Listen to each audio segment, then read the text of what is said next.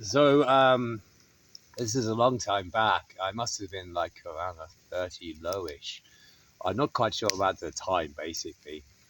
So I'd had a business. I've been doing a contracting business. It was most interesting. But as soon as the situation changed and it was boring, then I was disinterested completely. So I got rid of my enormous amount of equipment, packed it all up because the work was like straining me too physically. Or when I had amoebic dysentery in my liver, was took a long time to heal. So I needed a less active work than the physical in the outdoors, in the woods, the land. So I decided to do something a bit easier. Offshore delivery skipper. Mainly when you're sailing at sea, nothing happens for days and days. Offshore ocean sailing, you might once sailed from France to the Caribbean with a tack and two jibes, full stop the whole way in one hop. And that's only tacks and jibes that we made on the whole thing. So um, I wanted to be a sailor again. I was going back to sailing, but I hadn't been sailing for about 5 years, probably at least. And by this time, I'd done a lot of different things. So my memory of sailing was absolute zero. So I wanted to refresh and to become more, up to date with the modern things and learn catamaran sailing that I knew nothing of at all. So I put myself forward as crewman because I had no qualifications in the slightest at this point, to go as crew on a catamaran delivery from the Mediterranean side of Spain to somewhere in America, Annapolis, really the Caribbean. So I came along and I was the boy. There was a skipper, pretty qualified, but zero to hero background, which is fine as long as you get experience, and a very good young Canadian first mate, ocean yachtmaster, and me with no paper who can't actually remember in the slightest how to load a winch, how to tie a bowline, absolutely nothing, because the model with the information is not in my head at this time. So once I'd been told some really annoying instruction, after a couple of weeks, I remembered everything because I found the master model for sailing, and now I have all the other information that's become available again. So after 2 weeks, I know everything again, 100%. But we're a strong team, basically, the three of us. We were three completely decent people. When we got to the Canaries, we got a fourth offshore crewman who was a super yacht chef who also kept watches, so a sailor and a chef. So it was sounding like quite a nice trip across the trade winds to the Caribbean. This wasn't going to sound too difficult, and it's a decent older catamaran, a sailor's old catamaran, not the new fat ones. So that was good. So we're taking this boat across, and normally, by the time you're a few days out of the Canaries to the southwest bearing, before you turn west across the trade winds, you're basically there. It's all nothing to do but fish and sunbathe from that point. So, um, we're some days south of the Canaries. I don't remember the details, of course, but probably, like, say, it was less than a week. Now, normally, if you leave with a clear forecast, you're out. But what had happened, there had been a major storm in the northern Atlantic, and a secondary depression had broken away from this and come roaring down direction Canaries, and bringing forces 9 mainly, reducing to 8 by the time it came to us. Now, normally that's not a big issue. It's a catamaran. We want force 9 winds so that we can go fast. That's what they're made for, right? So normally that would be fine. However, um, we had 3 different swells from the northern Atlantic from 3 bearers on 3 different wavelengths. The weather coming down from the north past us, and there were multiple changes of sea wind, not swell, reaching us all at the same time, and there were at least 5 significant swells and waves. Now this is normally still going to be fine. Um, fine.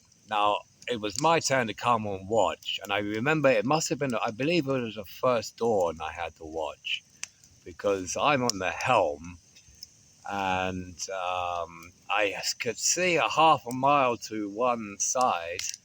Um, a wave broke in the middle of the ocean. This is not normally happen like as a single event. Simple as that. Um, I was just looking at that and considering it. Now, because one of the issues I'd come to learn catamaran heavy weather sailing. Unfortunately, apparently at that time, as far as I could find, nobody in the world knew anything about it whatsoever. Certainly nobody I met. So I've been giving it my own thought, as you do. And I was just mulling it over when from my other shoulder, I heard a massive roar, and the back of the boat was lifted high into the air, tilting her forward. And then the water broke, and the boat was carried forward in a colossal distance. Because it's a pyramidal wave, not a long front, it's peaked and broken in a very narrow, extremely long break. It was like 100 yards wide, but 400 yards long, a long, narrow break. This is not a good situation to be in any boat. Now, fortunately, there was a frame above the steering helming position that the awning would go to, and I always hooked myself from back, so that I basically couldn't go anywhere, and that is why we're all still alive now. If I'd been tied on anywhere else, it would have been over. So you can imagine it was a bit of a sudden event, because the boat was suddenly accelerated to uncontrollable speed in the boiling foam of colossal breaking wave. Now, when you're in the breaking wave, the water's going the other way. You're not going through the water. The water at the surface is overtaking you on the rear. Because catamarans are very shallow, keels, rudders, and all, and even have, for instance, the rudders in front of the propeller, not behind it. So they're useless, basically. So because it's so shallow in the water, in the breaking water, you do not know whether the rudders are operating in their normal orientation or in reverse. This makes helming very difficult in the situations to center the helm if you don't know what to do. Otherwise, you'll steer one way and it will go that way uncontrollably. So basically, but there was no possibility of it because the boat was tipped over. The one hull completely buried into the sea and was awash. The boat took this angle. Now, for a catamaran, that is a capsize. Simple as that. It is most certainly top heavy at that point. I was swung up into the air by my harness and swung straight back in with the wheel right in front of me where it should be. But what to do? It was simple. The boat was capsizing, simple as that, but I had considerable velocity still forward through the water at this time. I took a hard turn into the turn as the boat came round, centrifugal force, as far as I'm concerned, slammed the boat down flat, splitting the opposite bow open, not catastrophe, but it cracked straight through the whole bow. And then we came to a sudden stop, beam on, dead in the water in a mass of foam. Immediately regained speed and got moving before the next one happened. Because often if you have a single breaking wave, there will be a second and a third as the sequence of meetings of wavelengths will repeat several times or can do. Now, at this time, the other 3 people were fast asleep in their beds.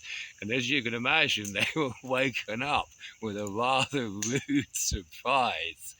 I waited. I knew they'd be coming fast, right? So these 3 completely white faces because they thought they were dead at this point. They nearly were. If the boat had capsized, I would have been doomed, basically. I would have fallen a distance of like 50 feet in an arc and then a boat land on my head. So my chances would not have been good. In the bunks, I had good chances. And catamarans are designed to be survived. If you can communicate for help, then you should be all right in a catamaran. Don't get outside of it. That's not what the idea is.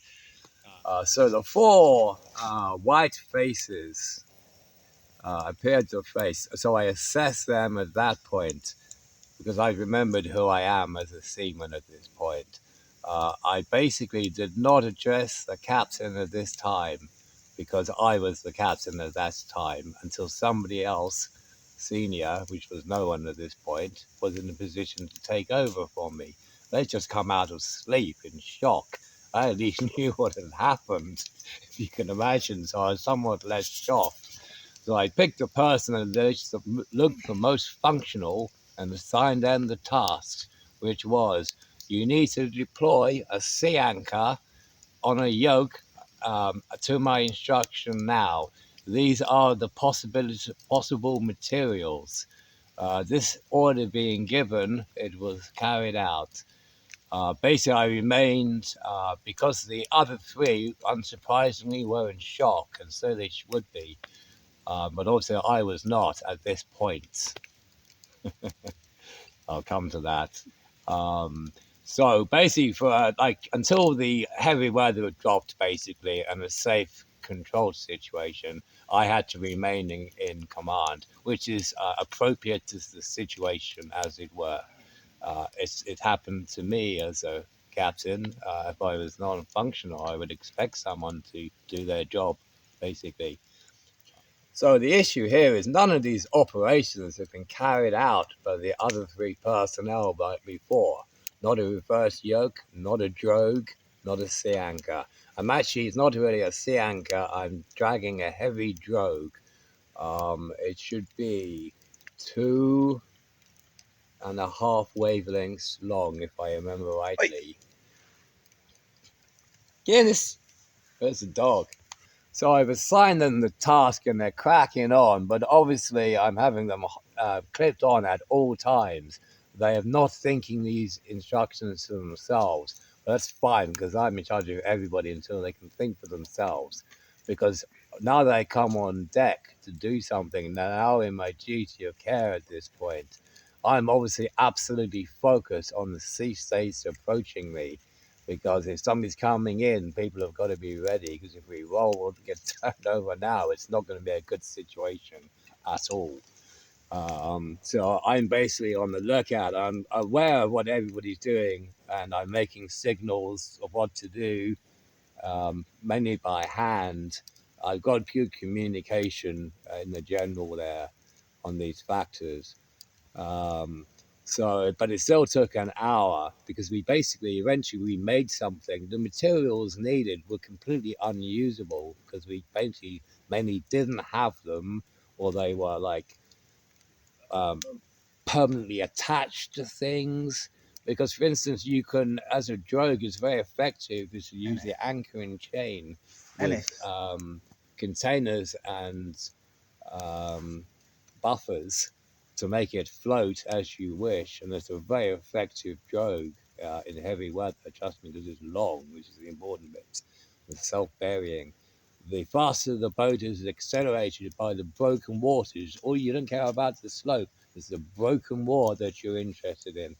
So as you're accelerated, it's pulled straight behind you and decelerates you. It has to be at an angle. But we didn't have any of this stuff. We actually used the awning turned into a great big parachute. We completely destroyed it. But hey, they got a boat still. So I had it done, but it took a fair while. It has to be at an angle, particularly in this situation. And you sail to your angle so that if the boat is picked up and accelerated by another narrow front, you need to sail off it at an angle so that you can leave the acceleration zone as quickly as possible under control. And the wave overtaking you, the more it tries to accelerate you, the more you are decelerated by your drove behind you and steered for you.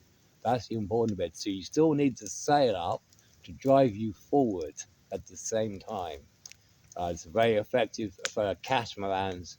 It's basically essential heavy weather tactic. Not putting an anchor parachute out the front to stop. You're not going anywhere. Sail. So I had this done and it's all set up. And after that, obviously, the situation has calmed significantly. However, I would say for 2 days, the functional was not really back in its normal command. As soon as it was, obviously, I could stand down. And thank goodness for that, because I need a break too, okay? Um, but I was not shocked whatsoever, not at all. I was completely untouched because I was at work at that point, busy doing my business. So I was absolutely fine for a week. And then I had 2 weeks of all in flashbacks and basically got absolutely hammered by it because I constantly had this replayed in my mind.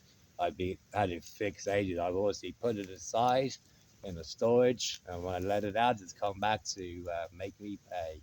But that never happened again because I retrained those skills immediately afterwards. But after this trip, we all knew how to. After that, the heavy weather was no problem because we all knew what we were doing and it was easy after that. And worse weather was absolutely fine because we knew the tactics. You don't know the skills and the tactics. You don't know what you're doing. Why are you there? I can't imagine like taking a trimaran, but never having like learned how to sail a trimaran. Why are you there? And taking other people that you're in charge of the safety of. What are you doing? In my opinion, I find these things unbelievable. So so we got across and it was all fine. And it was an absolutely lovely trip after that. But the main thing is the chef was just fantastic with the cooking. Simple as that. And everything we cooked came back as not some bit of fried fish. We got like 5-star, like 2 Michelin star dinner turning up. It was a terrible suffering to all of us. But yeah, so that basically, to me, is particularly as I've really been a long way out of practice at this point, is in fairness. It's my finest moment at the helm that I'm proud of. And next time, I'm going to tell you the story about the much more skillful piece of helming, at which I am so ashamed that I cannot describe it to you. Everybody makes their mistakes. It was my fault all along.